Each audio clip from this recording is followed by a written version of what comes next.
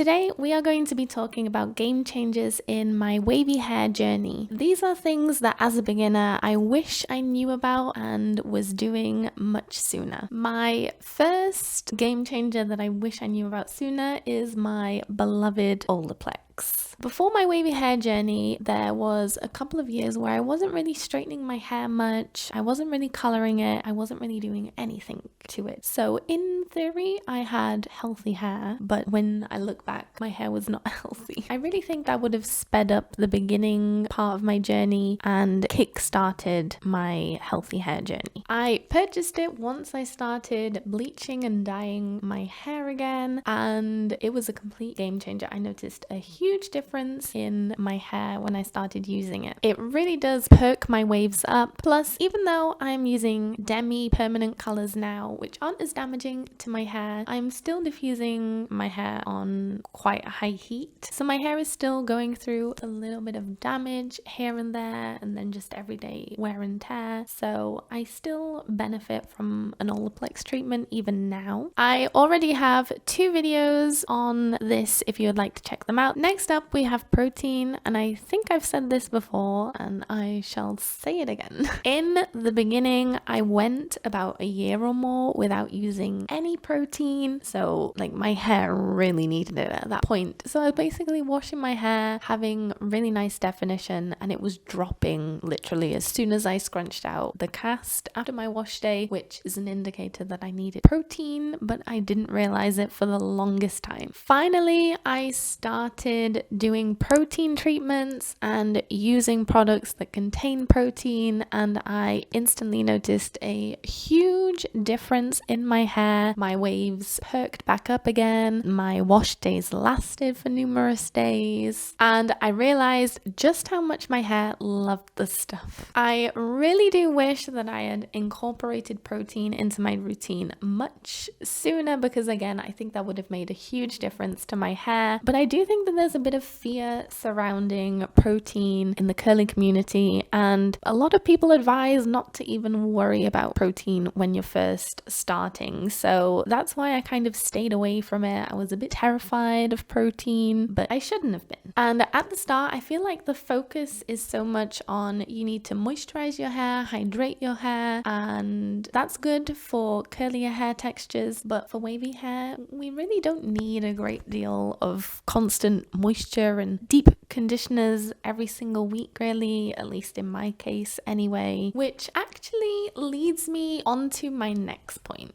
Not only was I co-washing at the start, which my hair type really doesn't need, but I was using a regular conditioner to co-wash with. The issue here is that the regular conditioner that I was using doesn't really have any cleaning agents in it like a co-wash would. So I ended up with really flat and greasy roots. I mean, you can see I don't get much volume on a good day, so imagine when I'm co-washing on top of that, my hair was plastered to my scalp basically. And in the beginning, every few weeks, I would use a baby shampoo just to give my hair a bit of a gentle cleanse between co-washing. And it took me longer than I'd care to admit to realize that the day that I used the baby shampoo was some of the best wash days that I had.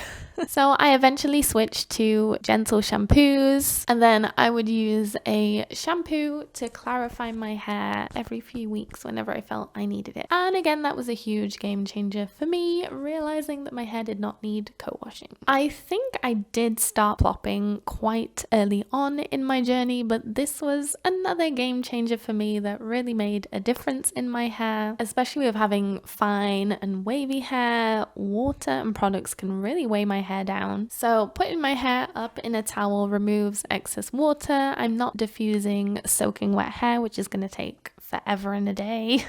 And my go-to routine, which if you've watched a number of my videos, you probably know it by now, for a couple of years now, has been to add a styler to soaking wet hair in the shower, put a towel on my head to remove the excess, and then add some more styler onto my damp hair. I have a full video on plopping if you would like to check that out. In the beginning of my journey, I did air dry quite a few times, and I did get nice results minutes, but that meant that my hair took hours and hours to dry, and my hair would be weighed down and my waves would be very loose. And also I eventually got high growth fatigue, which was a bit terrifying. My hair felt very mushy, and that is when I started to diffuse my hair much more. And when I first started diffusing, I was using the diffuser attachment that came with the hairdryer, which was good, it was decent, it did the job. But I really noticed a huge difference when I finally got my hands on my beloved big diffuser attachment, which was essential for my long wavy hair. I do really recommend getting a decent diffuser attachment, especially if you have long hair. If you have short hair, then you can get away with using a small, shallow diffuser barrel, but long hair really does need something a bit deeper. Using a brush to style my hair on wash days is also something that I've really fallen in love with. I do sometimes skip it if I'm in a bit of a rush, but I do tend to do it almost every wash day. And the reason why I originally started doing this was because I started to realize that every wash day my hair would look very wonky from the back and uneven, and it was just a mess back there. And the brush really helped to make sure that that didn't happen. I think when I was using my hands, I ended up getting lazy and I wasn't lifting it up off my scalp correctly. Another thing that I found super helpful was starting my Instagram page. And I'm not saying that you need to go out and start an Instagram page if that's not what you feel comfortable doing, but what I'm trying to get at is it's really helpful to take plenty of photos and then also making a note what you do each wash day. It made it really helpful for me in the beginning to troubleshoot my wash days, or sometimes I'd go back and really like a certain wash day and I want to know what I did that wash day to get those results. And also with the photos, honestly, I don't realize how much progress I've made with my hair until I actually see photos of my progression. So I highly recommend taking photos, even if they're just for you. Another thing that I'm gonna mention briefly, I do have a full video on this if you want to check it out, but protecting your hair when you sleep is definitely going to be a game changer to making your waves and curls last. And I think the last thing that I want to comment on, something that I wish I knew sooner, was not to refresh my hair every damn day. In the beginning, I was refreshing my hair, and I mean dampening my hair every single day, adding more product to my hair, and I wasn't even diffusing, I was letting that air dry, and that would take hours to air dry even though I was just dampening my hair. So my hair spent a lot of time wet, too much time wet, and that's where the high growth fatigue came in. I have since realized that, especially with wavy hair, I think sometimes less is more, and sometimes the more that I try and faff around with my hair, the more I ruin it. In the comments, let us know how far along you are into your healthy hair journey, and